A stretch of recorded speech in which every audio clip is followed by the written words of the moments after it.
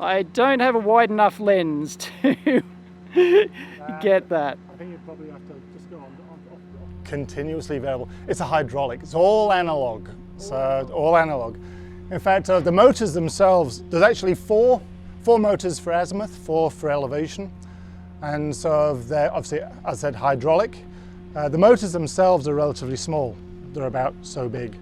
The gearing, however, they go into is huge. So they're made by a company called Philadelphia Gear, and Philadelphia Gear was commissioned in the 1960s after building so many battleship turrets to provide the gearing for the Deep Space Network.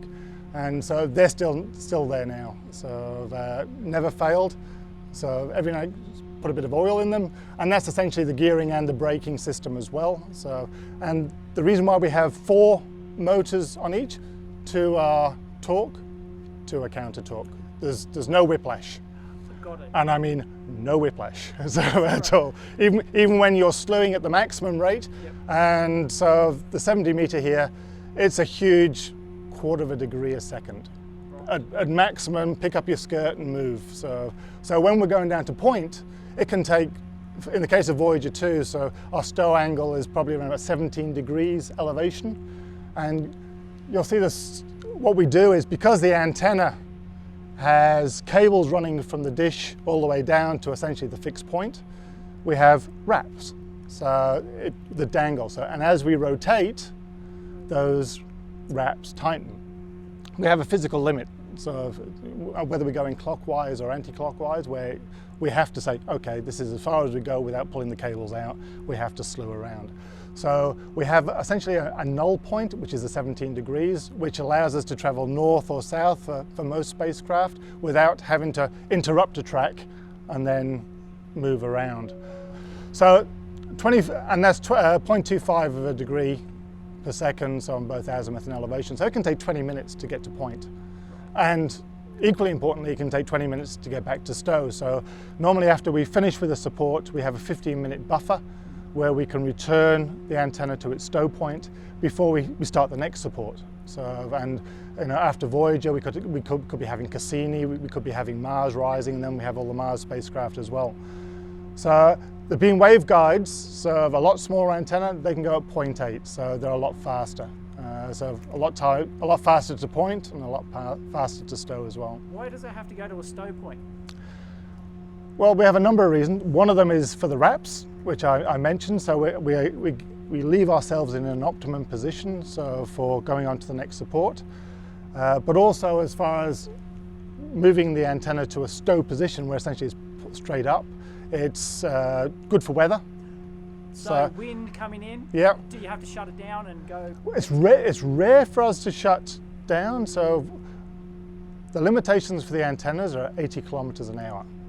Right, so at 80 kilometers an hour, so if you went to parks, so you probably have 45, 50 kilometers and the antenna automatically stows.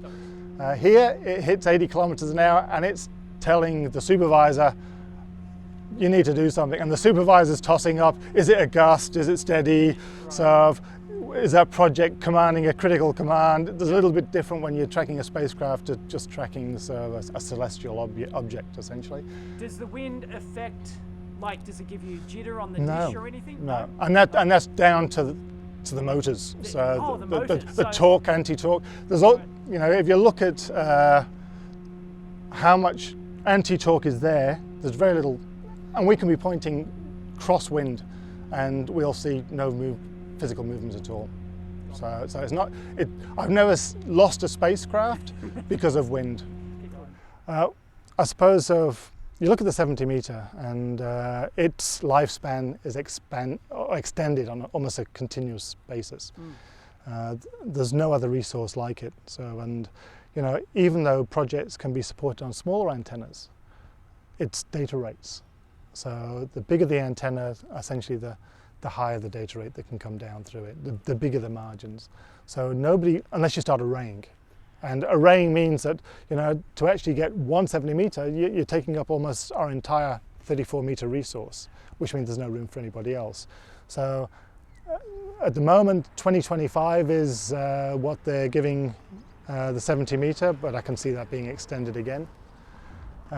Years ago, the philosophy of the Deep Space Network changed, and they decided to, and here we have the blow just before movement. It's about to move. They started building jelly mold antennas. Jelly mold. So around about $80 million a piece. And they hit across a design that the Japanese had actually sort of built.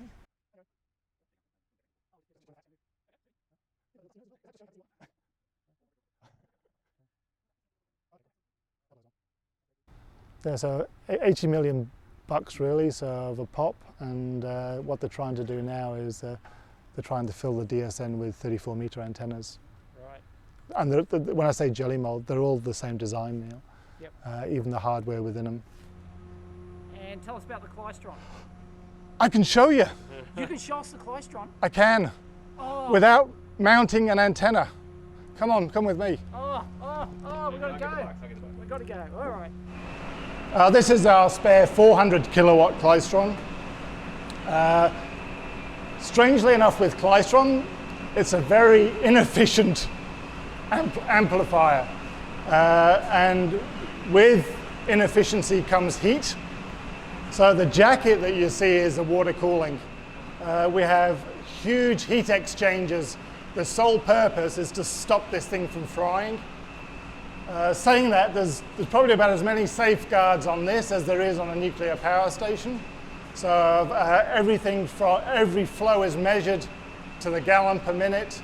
We have arcing detection throughout as well. If this thing went and started arcing, so it wouldn't be a pretty sight. So, but yeah, so all you see now is everything is cooling. The waveguide feeds are here. So you pump very high voltage, and I mean very high voltage and very high current, and a little bit of drive, and this thing can generate 400 kilowatts of pure RF power. You feed that through an antenna with a gain of 63 dB, and I wouldn't want to be a bird flying over. Right. So other than being used as a storage room, so this is also the control for the 18 kilowatts. We actually have two separate transmitters on the 70 meter. So this one is the bread and butter transmitter. This is used on a daily basis and communicates from everything from New Horizons, so which is on the way to the Kuiper Belt, to Mars. Anything closer to the moon, 70 meter can't do. The beam's too tight. So, but yeah, so certainly sort of Mars and beyond. And in fact, so you start talking about K-band.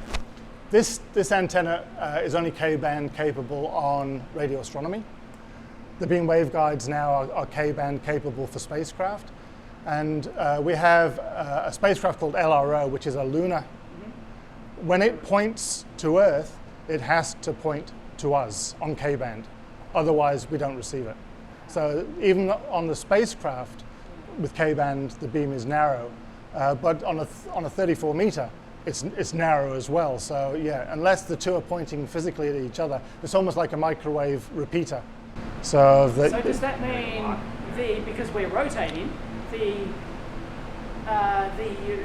lunar reconnaissance orbiter would also have to track? It does it all the time anyway. So if you look at any orbiter, yep. So with a high gain antenna, so as it's orbiting, so the high gain antenna has to track Earth because it's going around object. But you're talking about tracking a point on Earth, not that's correct. Earth. That's right. correct. Yeah. Wow. So it would have to say, and if we have an issue and we're going, hang on, it's a little bit low here, we'll talk to the project and say, where are you pointing? And they'll go, darn, Northern Hemisphere. So yes. So yeah, it's with K-band point. Not only the weather, but the pointing is far more crucial as well. So the megawatt transmitter is somewhere else. The 400 kilowatt. Oh, sorry, 400 kilowatt. The 400 kilowatt. Yep. So what we're seeing is control. You see the klystron here. Obviously, it's not down here. With everything with RF and trying to pump the most out of it or receive the tiny bit of it, it has to be up the antennas. So if you look at the cones themselves, either the cone or just below it is the place where the LNAs are, the cryogenically cooled low noise amplifiers, but they're also where the klystrons are as well for the transmitters. So very rarely will you have a waveguide path more than 4 or 5 meters. Do you have to maintain the cryogenically frozen stuff? Like, does the cryogenically cooled systems, do they require? Actually, so we've moved on. We used to use masers, and now we're using solid state HEMTs. And I suppose a HEMT is a good and a bad. The masers were very narrow band. So same temperatures, roughly about the same temperature, within 1 or 2 Kelvin. But they were very, very wide bands, but they were very susceptible to issues, temperature variations, and essentially the spectrum could collapse. And you had permanent magnets that you had to use to try and tune it back in again, where the new HEMTs, they're really robust. The problem is they're a very broad bandwidth. And with broad bandwidths comes noise. So if you're trying to look for a little part of a spectrum, and you have this noise that's covering essentially the entire spectrum, so sometimes that can be an issue as well. But they're far more hardy. They don't require tuning. You just chill them. Correct. Actually, so if you look at what happens, you've got the output of the LNA. The output of the LNA is straight away down converted to 300 meg IF. So the whole of the DSN works on 300 meg IF. So then it comes down as analog to the operation center, where it's converted to digital. So 300 meg direct sampling straight to digital. Yeah. Right. So we got the field programmable gated arrays. Right, yeah. So universally used, and we use the same system to convert it into digital. That's the MG set. The MG set, so that's our motor generator. Yeah. And its capacity? Oh, I think it's about 100 kilovolts. I'm not quite sure what the ampage is, Right. but if you look hard enough on the side, it'll tell you. So essentially, you've got the motor and the 2 generators here. Alternating current, made in the USA, Chris. Everything's made in the USA. Being waveguides are General Dynamics. Oh yeah. They're doing all the control. The purchaser there. Yeah.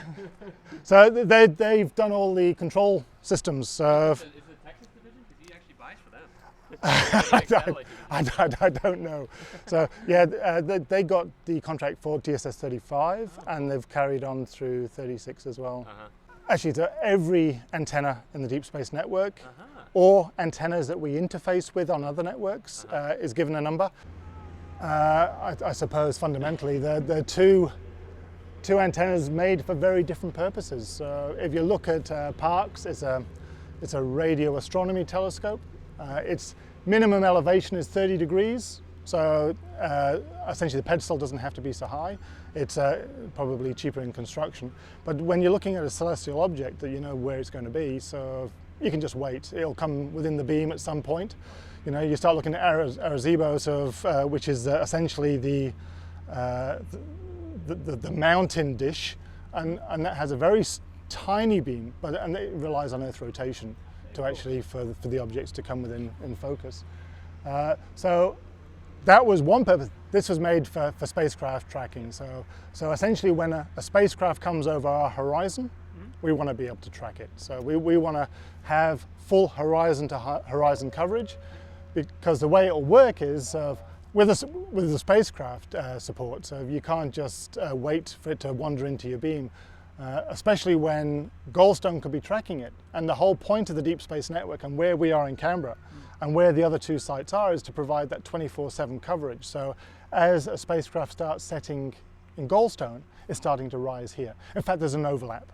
So what that does is it allows us to pick up a spacecraft that Goldstone is releasing, and as it sets in Canberra, it allows Madrid to pick up our spacecraft, and it will keep on going on. In fact, we actually have not only on the receive side, but we also have an uplink transfer as well, where the spacecraft is sitting dumb and happy in space. It's seeing a transmitted signal to it, so it's coherent to Earth. And what we do is we use a 5-second delay where we'll overlap our transmitters, and as far as the spacecraft is concerned, it's transparent. So whether we're in Goldstone it makes no difference to us. So what we'll do is we'll tune to a common frequency, or in the case of the new spacecraft now, we're continuously tuning out Doppler. So as far as the spacecraft is concerned nowadays, it's a stable frequency.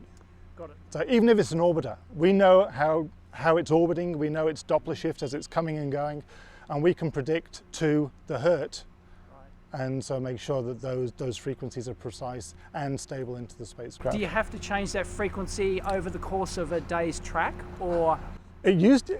What we used to do is, and this is, when I say used to do, so we're talking about 10 years ago, a lot of the spacecraft used to use what was called a TSF, which is essentially, means nothing as far as an acronym, it just sounds good. So something sort of set frequency. Something set frequency. And what it used to do, it used to have an average XA, which was essentially the calculated Doppler throughout the day, the Doppler shift, and they used to average it over 24 hours. Right? So they used to average over the 24 hours. When you went to get into the spacecraft, what you'd have to do, you'd have to sweep. So you'd sweep, and that would make sure that you incorporated the spacecraft rest frequency. So you'd grab it, you'd sweep high, you'd sweep low, and then you'd stop at that TSF. And you knew that for a 24-hour period, you weren't stressing the spacecraft receivers as far as speed. Now what we do is, with the new system, we're tuning continuously. So there's a continuous ramp going up. So we'll do an initial sweep on that ramp, and for the rest of the support, we're making sure that the spacecraft is seeing a frequency that's not moving. Actually, so as far as referencing as well, so one thing is crucial, not only so for a site, but also all the sites together, especially when it comes to VLBI, very long baseline interferometry, is timing. Timing is crucial, and so the timing systems that we have here, the hydrogen masers, are probably one of the most accurate timing standards in the world. Within the difference between here and Goldstone is probably about 6 microseconds. But we know it's 6 microseconds, so we know what that difference is. So it means then we use the timing because it's really accurate for correlating between sites, but we also use that same timing standard to generate a frequency reference. So the whole site has 100 kilohertz pumped around it. Oh, okay. So sorry, 100 hertz. 100 hertz? 100 hertz. Not the standard 10 megahertz? No. No. So, no. Actually, no, it's not. It is. Right. So we have 100 hertz pumping round, and that's used as our frequency reference. Got it. Yeah. Why are we in a valley like this, and doesn't that limit your horizon? Yes, it does. So it's a trade-off. Exactly. So when a position was looked for, I suppose, Tidbinbilla was picked. There was 2 other sites within the Canberra area. So we had Honeysuckle Creek and Rural Valley. Each one was given a different purpose. We had Honeysuckle Creek, which was the manned space stuff. That's the one. Honeysuckle Creek did the moon landing, the actual first steps on the moon. They did. So, and we also had Aurora Valley, which was essentially the close Earth orbit stuff. That was the STDN, Satellite Tracking Data Network. Tidbinbilla was always Deep Space Network. And one thing that was common to all 3 was they were all in valleys. So if you look at where we are, there's a north and south road into the site, and you've got 30 kilometres one way and the other. But as far as Canberra's concerned, we're only 12 kilometres away. We're just over that hill. But that hill is a big stopper when it comes to RF. Right. And if we did have any RF, it'd be shooting straight over us. How does the RF get into such a focused dish, though? Well, that's it. It doesn't. It doesn't. So why worry about it? I suppose when you look at it, it doesn't. But we might be wanting to look that way. Oh, okay. So, I mean, yes, if we're always pointing up, it will never get in. But even if you're shooting over the top of Canberra, that could still interfere? But then you start thinking, if something is really strong, you have a very narrow beam, but you have side lobes. So you've got the narrow beam, you've got side lobes. So the effective beam on a strong signal, this thing could be like 20, 30 degrees. So the side lobes are the issue. So, and it means that you can get breakthrough, even though you're not pointing at something, you can get breakthrough. So yeah, they decided that a hill was a good stopper. Right. But you still get overlap with the 2 other stations around the world, even with the hills. Yes. So probably the one we do have certain spacecraft, obviously, when they're rising. So we'll have some that we can't. We have a transmit mask. So although we can receive down to 6 degrees, we have a 10-degree limit for transmit, and that's really just health and safety. So we don't want to be irradiating anything that's on the hills. So that's a safety. So there is a limitation as far as when we can switch our transmitters on. Civil aviation is a big issue here, especially being so close to Canberra. We have our own airspace. This is restricted airspace above all the way to 10,000 feet. So you can fly, if you want to fly, above 10,000 feet, and it doesn't concern us, but anything lower, we have to clear it. And we work with civil aviation, so if you wanted to come into it, then we'd have to make sure that all our transmitters are isolated as well. Actually, I was mentioning that it rides on a film of oil. Yeah, you did. Only through 3 points. Right. So it's not we don't pressurize the whole bearing. Essentially, if you look at the antenna, you have from the elevation down, you have those main spars coming down, and then you've got the ones coming from the elevation back and connecting where you see essentially the little shed on the platform there, the elevation axis. So there's 3 pads, and the 3 pads are probably as tall as I am. There's 6 recesses. Again, each recess has its own pump. 2,500 PSI lifts the whole antenna. And I noticed there's some cockatoos up there. Are birds a problem? Any They are actually not so much the cockatoos. They're a feature. Starlings are. Starlings. What we normally have, we actually have bird scarers, which, and I don't mean an individual walking around flapping his hands, but we actually have audible devices that generate squawks in the evening to try and stop the starlings from settling. It doesn't stop them anymore, so we're trying to think of another method of discouragement. So, but yeah, essentially the bird poo is an issue. The big 70-metre dishes, are they going to build any more, or would they rather build smaller ones with interferometry? Quite a while ago, there was a proposal by NASA to replace effectively a 70-metre with a field of little antennas. Right. Unfortunately, it was an idea conceived by a radio astronomer. And it would be great on the receive side.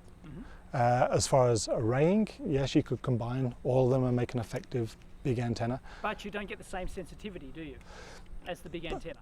It would be close. It would be close to it. So if you had a feel of little antennas, right. Problem with it, you can't transmit. Right. So this thing has an enormous amount of gain on a transmitter, and you say, okay, well, what effectively do we have to pump through a little antenna, so to be the equivalent at the spacecraft? And essentially, we'd have melted antennas. Right. And then they start talking about, well, maybe we can start arraying the uplinks, so we actually have the spacecraft receiving in-phase uplinks, and it will appear to be bigger. And so we've tried that with 2 antennas, and we're not 100% successful with that. So the idea of a field of transmitting antennas is gone.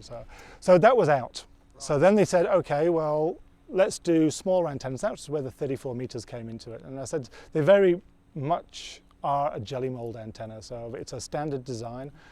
We've just had 2 new ones, DSS 35 and 36. Goldstone's having new ones, Madrid's having new ones as well. Is that because they want to track more objects? Or?